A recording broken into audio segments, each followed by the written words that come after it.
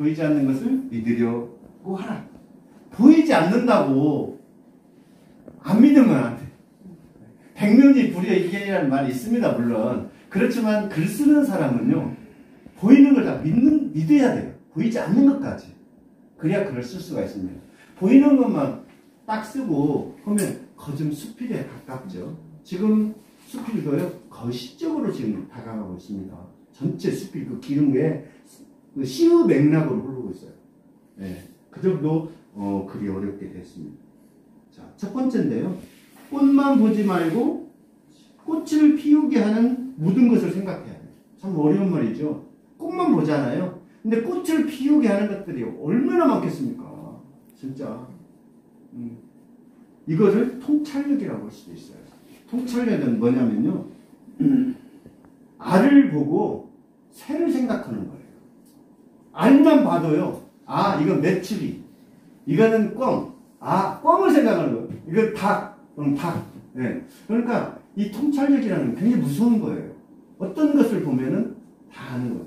나무를 보고 숲을 생각할 수 있는 거죠. 이 통찰력을 가지려면요. 직접 체험이나 간접 체험이 굉장히 많아야 돼요. 그걸 또 체험만 가지고는 안 돼요. 제가 계속 강조하지만 느낌이나 감성을 가지고 엮어내야 돼요. 엮어내는 것도 한두 번 가지고는 안 돼요. 자꾸 해야 돼요. 자꾸 해야 됩니다. 아니, 왜 나는 안 돼? 아니, 다른 사람은 이렇게 멋있게 쓰는데 왜 내가만 쓰면 멋이 없어? 그러니까 그거를 뭔가 지적으로 해결을 하려고 하는 거예요.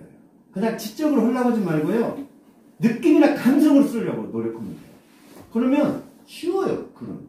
두 번째는요. 참으로 껍질보다는 본질에 충실하라. 이 말은요. 언어보다는 언어의 더 깊은 뜻. 그거를 알아라. 근데 제가 이제 그 시를 쓰다가 팁 하나 드리자면요. 어떤 단어가 있어요.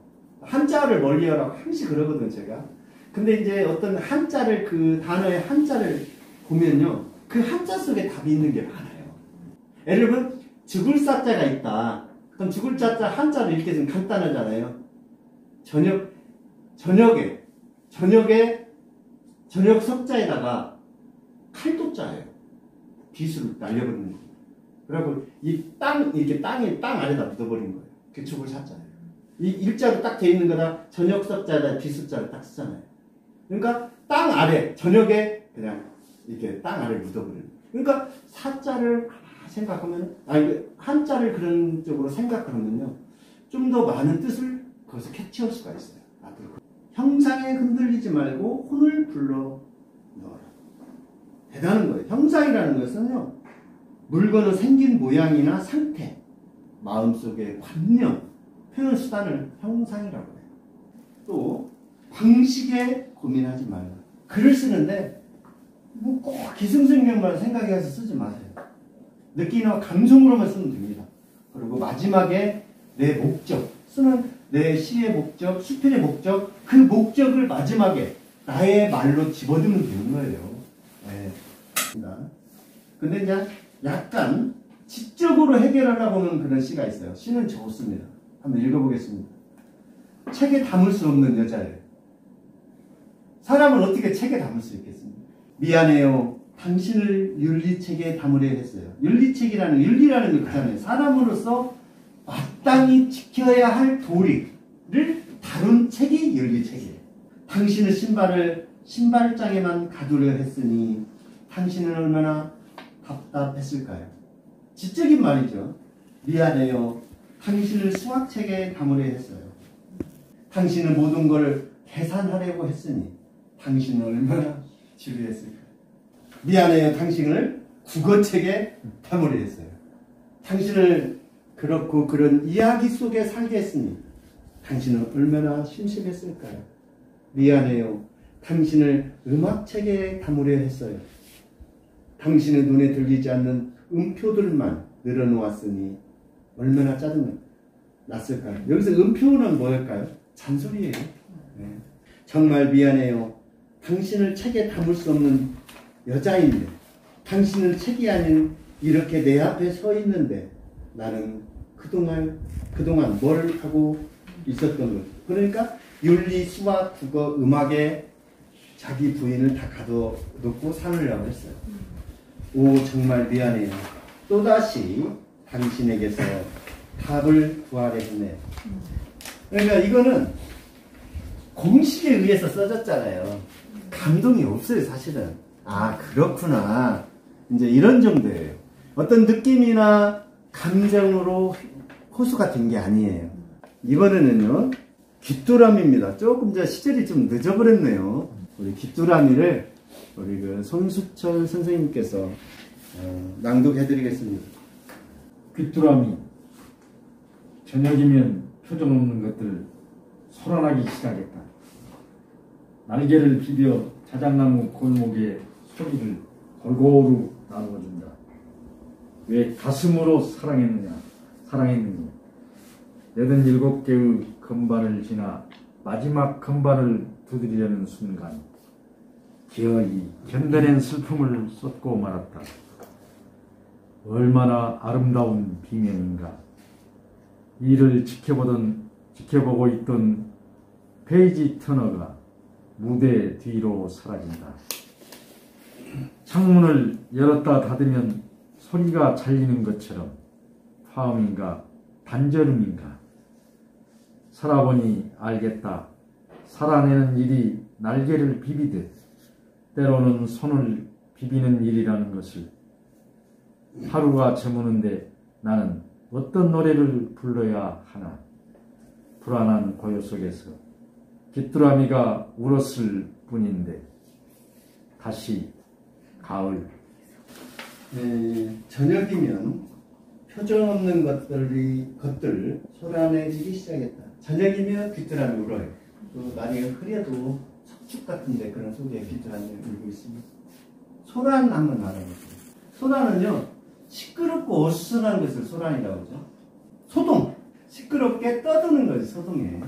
소요 우리라는 그게 없습니다만은 그 떠들썩하게 들고 일하는 거거든요. 어떤 그 사회 질서를 어지럽히는 것을 소요라고 해요. 소란, 그 소동, 소요라는 표현가 있습니다. 날개를 비벼 자작나무 골목에 소리를 골고루 나누어준다. 자작나무가 많은 이제 골목이 있는 모양이죠. 날개를 비벼요. 귀뚜라미는요 바깥쪽 날개를 비벼요. 바깥쪽 날개를 비벼서 이렇게 귀뚤귀뚤 소리 내는 거예요. 예. 위가슴으로 사랑했느니 짝사랑이죠. 귀뚜라미는 앞눈 안 울어요. 숨눈만 웁니다. 87개의 건반을 지나 마지막 건반을 두드리려는 순간 기어이 견디는 슬픔을 쏟고 말았다. 이 말은 뭐냐면요. 피아노가 8개의 건반으로 이루어졌잖아요. 87개의 건반을 누르고 8번째 누를 때 모든 것은 이제 그 슬픔을 쏟아냈어요. 근데 이제 그 사람은 가청범위라고 해가지고요. 사람이 이렇게 뭔 소리를 하면 듣는 범위가 있어요. 그걸 헤르츠라고 해요. 귀의 가청 범위는요. 20헤르츠에서 2만 헤르츠까지 들을 수 있다고 해요. 2만 헤르츠. 근데 이제 피아노의 그 최소 음은요. 27헤르츠 정도 된대요. 그 다음 최대 음은요. 4000헤르츠쯤 된대요. 4000. 그런데 왜 피아노 건반이 8개? 그러면 좀 더 헤르츠를 더 높이려면 건반을 더 늘려야 되잖아요. 88개 갖고 충분하답니다. 그 이상은 필요가 없대요. 어찌 보면. 네. 얼마나 아름다운 비명인가. 그러니까 그 귀뚜라미가 지금 그 짝을 찾아서 이렇게 우는 거예요. 밤마다. 짝을 찾기 위해서 짝을 찾으면 안 운답니다. 네. 이를 지켜보고 있던 페이지 티너가 무대 위로 사라집니다. 페이지 티너는 누구냐면요. 이제 피아노를 치면요. 악보를 넘겨주는 사람. 그거를 페이지 티너라고 합니다. 창문을 열었다 닫으면 소리가 잘리는 것처럼 파음인가? 깨졌는가? 단절음인가? 음이 끊어졌는가? 그 말입니다. 살아보니 알겠다. 살아내는 일이 날개를 비비듯 때로는 손을 비비는 일이라는 것을 우리 살아내려면 참 고통스럽잖아요. 정말 손을 비비듯이 우리가 살아야 되는가 그런 거죠. 나는 어떤 노래를 불러야 하나. 불안한 고요 속에서 이제 귀뚜라미가 딱 울었어요. 울었을 뿐인데 다시 가을 이렇게 됐습니다. 떼어놓고 다시 가을은 그렇게 큰 의미는 없어요. 그래서 시각적으로 좀 함축적으로 그 쓰기 위해서 이런 기법을 보여준 것 뿐입니다. 자, 괄호 안에 하나 더 시조입니다. 풀꽃 반지네요. 벌거벗은 그 친구 냇가로 들판으로. 이때까지는 어렸을 때 천진난만한 시기입니다. 짓궂게 달려와서 모른 척입니다. 모른 척 하던 모른 척 툭 던지던 시방나 그 풀꽃 반지 뜬금없이 끼고 싶다. 뜬금없이는 갑작스러고 엉뚱하게인데요. 시방이라는 것은 그 사투리가 아닙니다. 말하고 있는 이때 시방 말하고 있는 우리가 시방 할 때 이 사투리처럼 보이지만 표준어예요. 시방이 한수로 되어 있는 시조예요. 참 많은 생각을 하게끔 하잖아요. 예. 주어진 행으로 시 재구성하게 되는 노루오줌입니다. 범기과의 노름 오줌 속이에요. 근데 7, 8월에 홍자색으로 이제 꽃을 피거든요. 그리고 여러 해살이 피고 또 원축 꽃차례를 이룬다고 하거든요. 원축 꽃차례는 이렇게 삼각뿔처럼 되어 있습니다. 이렇게 돼갖고 아래서부터 구름처럼 이렇게 피어서 올라가요. 부드러운 털가슴 속에 새끼 노루를 키우는 꽃. 이게 노루 오줌이니까 지금 거기다 노루를 넣은 겁니다. 답은요 4321이에요. 4321. 불어나는 식솔로 인해, 식솔은 집안에 딸린 식구들이죠. 가솔이라고도 하고 가속이라고도 합니다. 불어나는 식솔로 인해 떠돌던 타관의 시절에도 기약 없는 사랑이 이게 그 꽃말이에요. 사랑의 새날을 여는 꽃숭어리가 되었지. 꽃숭어리는요 많은 꽃송이가 굳게 모여서 피는 것을 꽃숭어리라고 해요. 꽃숭어리. 그 꽃봉오리는 뭐냐면요 잘 아시잖아요. 꽃이 아직 피지 않고 이렇게 있는 상태고요. 꽃봉우리 이거는 광언이에요. 꽃봉오리가 맞는 이게 표준어거든요. 그래서 목련 같은 경우는요 꽃봉오리가 이렇게 딱 그 붓같이 생겼잖아요. 붓같이 생겨서 목필이라고도 그렇게 말을 해요. 죽음보다 먼저 어느 생에 구원된다면 바로 이런 모습이리라. 봉구시 볼록하게 고개를 들어 머나먼 이역까지 한 시절을 건너고 있음. 노루 오줌인데 의인화시킨 거죠. 지금 피는 꽃잎의 나중 운명에 지금 피고 있는 꽃잎의 나중 운명이에요. 윤희사상입니다. 지금 피고 있어요. 지금. 그 다음에 나중 운명에 닿고 싶어서. 꽃이 피는 것은요 나중 운명. 그러니까 내 자식에게 닿고 싶어서 그러는 거예요. 그래서 자식을 나는 만들어내는 거죠. 그 자식은 다음 나중 운명에 가려고 뿌리로 구근으로 또 아니면 씨로 이렇게 해서 자기의 나중 운명을 만들어가는 거예요. 항시. 사람도 마찬가지잖아요. 나중 운명을 만들기 위해서 이렇게 결혼도 하고 그러는 거 아니겠습니까? 또 제가 가져온 유인물이 있습니다. 유인물 혼자서 말하는 습관이거든요. 제가 얼마 전에 썼는데 꼭 한번 같이 공부해봤으면 해서 이렇게 했습니다. 이거는 우리 그 강금혁 선생님께서 낭독해드리겠습니다. 혼자 말하는 습관. 조선이. 빛도 없는 동굴에 석순 자라는 소리가 들렸다. 풀리지 않는 의문은 어느 표정에도 아랑곳하지 않는다. 혼자 중얼거리면 금단을 앓는 단어들이 사라졌다. 아무 일도 일어나지 않아 불완전한 날이 계속됐다. 점점 더 깊어지는 쓸모없는 애증. 가끔 어둠은 밤에 갇혔다. 숨죽이고 귀 기울인 동굴 속에는 모아의 석순이 자라고 흔한 말은 물방울 끝에 나와있다. 저녁이라고 말했으나 덩어리를 이룬 시간에 시차는 없었다. 앳된 어둠은 미명에 고립되고 멀리 바라보면 보이지 않는 물방울이 오랜 습관처럼 부풀었다. 1000년 전에 떠난 메아리가 허기져서 돌아왔다. 입속의 소란을 다 비워도 말의 실마리는 모호하게 입모양을 바꿨다. 한쪽 방향으로 다른 방향을 가리키는 순간의 착시. 밀려나오는 어둠에 입김을 훅 불어넣으며 동굴 가장자리부터 돌이 쏟아져 내렸다. 똑같은 단어가 목구멍에서 역류하듯 반복되는 일상. 마지막까지 나를 쉽게 이해하지 못했다. 귀가 길어진다는 말을 듣고 석수는 살아났다. 네. 혼자 바르는 습관인데요. 이 고수군 동굴 잘 아시죠? 고수동굴을 다녀와서 제가 쓴 건데요.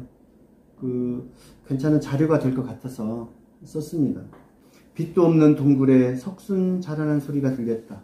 동굴에 석순 자라는 소리가 꼭 들리는 듯 했습니다. 풀리지 않는 의문은 어느 표정에도 아랑곳하지 않는다. 의문이 있지만 어떤 표정도 쉽게 설명할 수는 없었습니다. 혼자 중얼거리면 금단을 앓는 단어들이 사라졌다. 이 말은 뭐냐면요. 제가 이제 그 동굴 속에서 중얼중얼 하면은 동굴도 말을 하잖아요. 중얼중얼 말을 합니다. 그건 메아리라고 안 해요.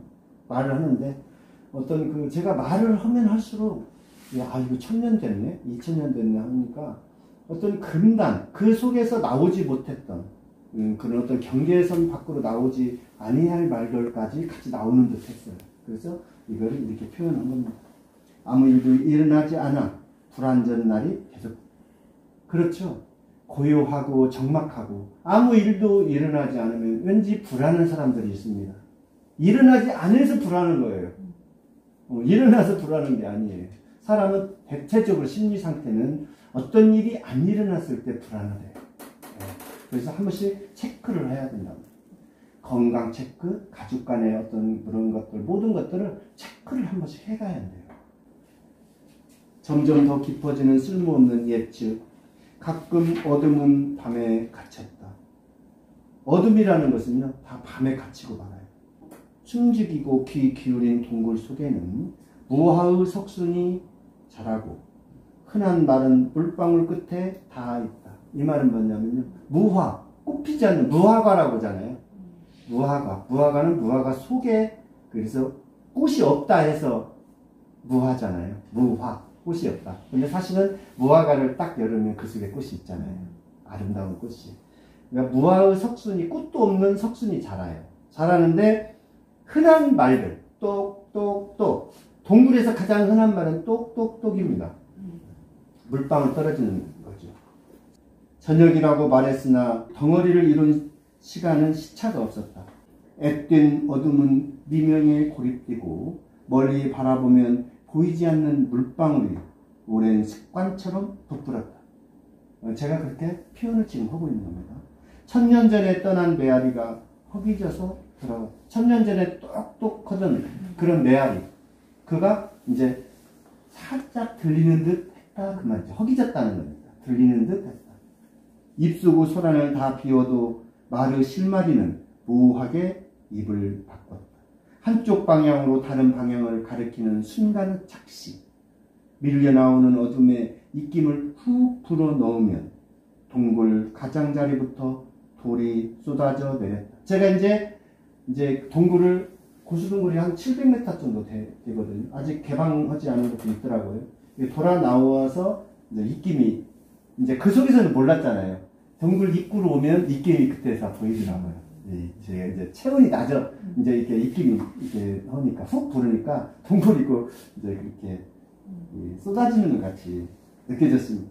똑같은 단어가 목구멍에서 역류하듯 반복되는 일상. 우리의 일상이에요.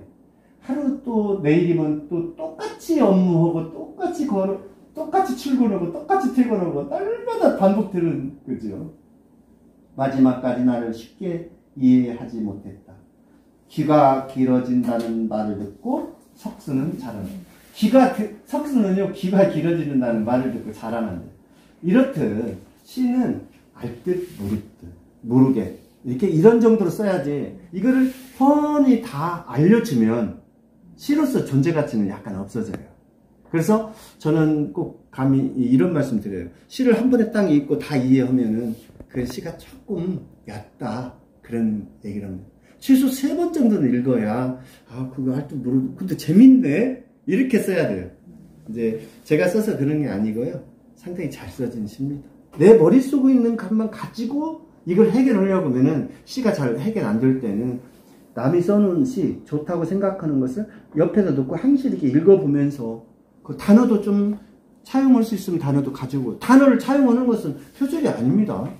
예. 어떻게 표절이겠습니까? 이 단어 그러면 그 사전 속에 다 가져오는 건데. 그러니까 생각 안 날 때는 좀 이렇게 넘기면서 이렇게 읽어보면은 많은 그 유출을 할 수가 있어요.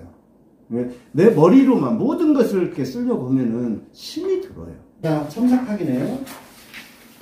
제목은 구절초입니다. 첨삭하기 제목이 구절초예요. 구절초와 쑥부쟁이 구별법은 간단해요. 구절초는요, 흰색과 연분홍색으로 처음에 펴요. 근데 싹 피면 흰색이어야 돼요. 그리고 쑥부쟁이는요, 그 벌개미치하고 비슷해요. 그래가지고 이 색이 보라색 꽃잎이에요. 단단한 어둠 벽이 한 호흡에 들썩인다. 여기서는요, 어둠 벽이 아니에요. 단단한 어둠이 한 호흡에 들썩인다. 방향 없이 날아가던 새 한 마리를 하늘이 받쳐준 것이다. 여기서 방향도 없이는 삭제하겠습니다. 깔끔한 공양이다. 공양이라는 말은 여러 차례 제가 말씀드렸습니다. 부처님 앞에 음식물이나 재물을 바치는 것, 이걸 공양이라고 그래요. 9마디 말문을 딛고 구루무 깊이로 향기가 닿는다. 구루무 깊이로 향기가 닿는다. 말이 이상하잖아요. 이건 말이 이상해요. 9마디 말문을 딛고 향기에 닿는다. 단출한 살림살이를 깨금 발로 뿌리내리고, 단촐하다, 홀가분하다, 적은 살림살이다. 깨금 발로 뿌리내리고 발꿈치를 들어올리듯이 뿌리를 내렸어요. 정지든, 여기 정지든은 빼겠습니다. 정지든은 삭제하겠습니다. 환한 함성마저 허리 세워 받아내는 구절초. 모든 본인이 피운 그런 것을 환한 함성이에요. 함성인데 소리 나야 되는데 환한 소리. 소리 나지 않는 환함. 그래서 환한 함성이라고 이렇게 표현한 겁니다. 온몸에 도달한 소름처럼 뭉실뭉실 일가를 이룬다.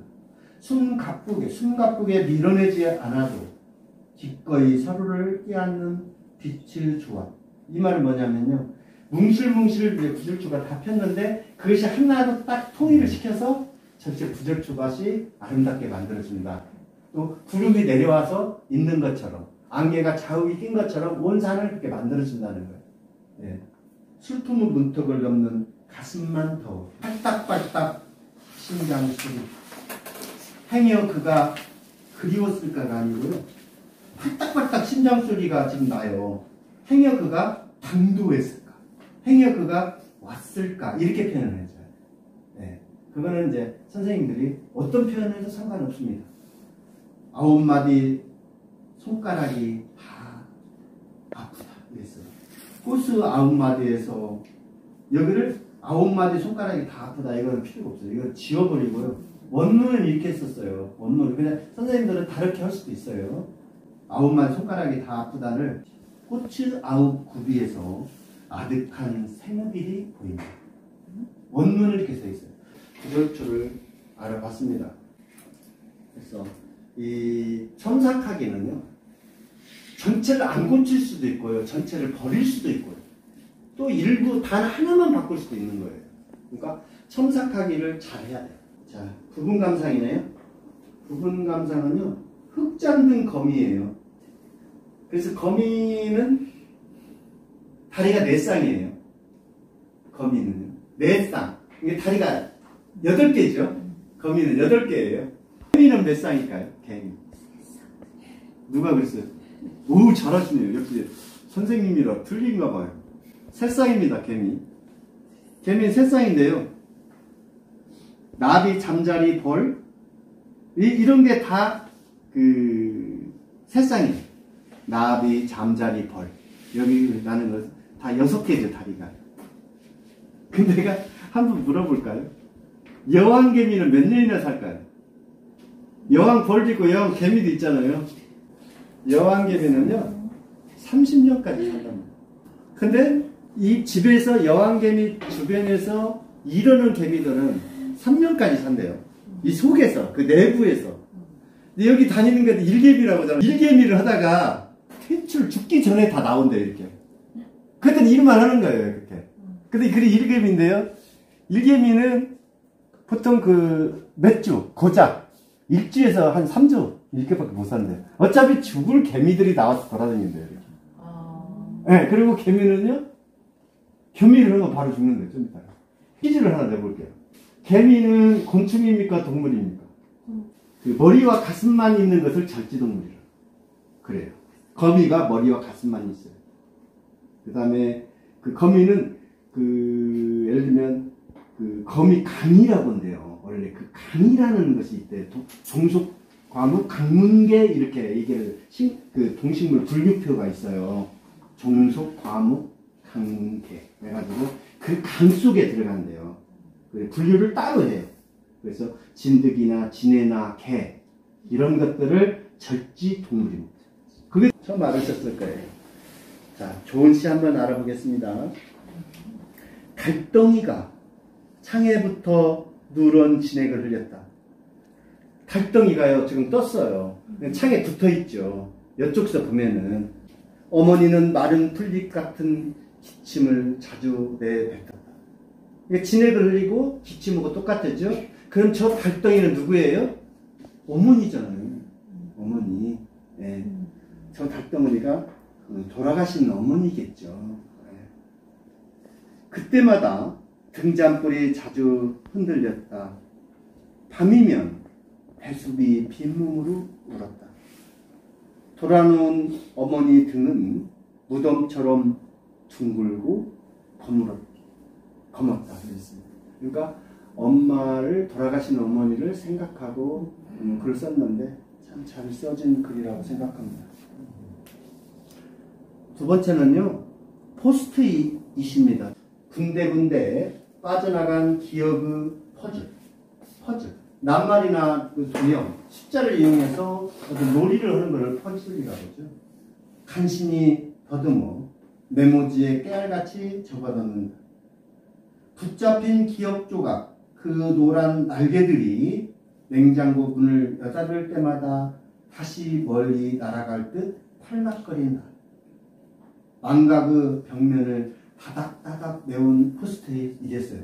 대체적으로 그 포스트잇 전문인들이 사용하실 때는 그 냉장고 문에다가 붙여놓잖아요. 그러니까 이게 열으면 나비처럼 노란하잖아요. 대체로 여기는 노란한 포스트잇을 붙여놓는가 봐요. 이게 날아갈 듯 팔랑 그래요. 어떤 일이나 사실을 잊어버리는 걸 망각이라고 하거든요. 망각이라는 단어를 좀 더 들어가 보면요, 우리 인간에게 신이 준 가장 큰 선물이라고 합니다. 이 망각이라는 것은. 왜 그러냐면 우리는 망각하지 않으면 살 수가 없대요. A라는 사람이 B라는 사람에게 독서를 퍼부었어요. 360일 붕괴를 하면은 못 살겠잖아요. 근데 신께서는 그 망각을 준 거예요. 근데 동물은 있잖아요. 망각하지 못하게 만드는 것 같아요. 그래서 우리가 동네를 가다가 예를 들면 강아지가 죽을 따라오잖아요. 못 따르게 돌을 던진다든지 발로 차잖아요. 그 강아지는 죽을 때까지 그 사람을 기억하고 있어요. 그래갖고 그 사람은 감을 짓는 거예요. 죽을 듯이. 동물들한테 그래서 함부로 오면 안 된다는 거예요. 그걸 다 기억하고 있어요. 동물은 망각을 할 수가 없대요. 자, 마지막이네요.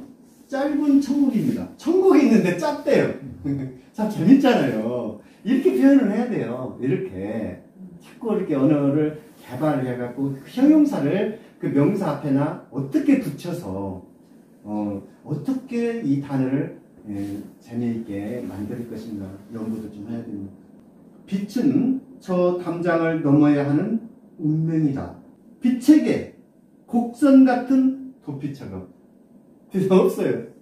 이제 과학적으로는 뭐 곡선이라고 그래요. 빛도 곡선일 수도 있고 또 곡선은 또 직선의 연속이라는 말이 있지 않습니까? 그러니까 이 시인께서 볼 때는 피책에 곡선 같은 도피처가 없다 이 말이에요.